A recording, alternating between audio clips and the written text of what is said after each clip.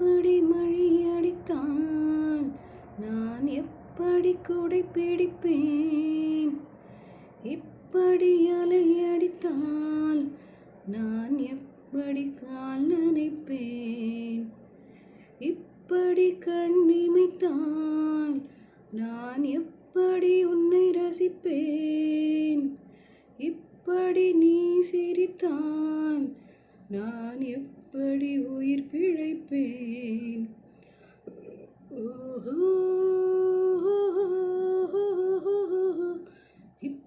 இப்படியே மழை அடித்தால் எப்படி நான் நடந்திடுவேன்?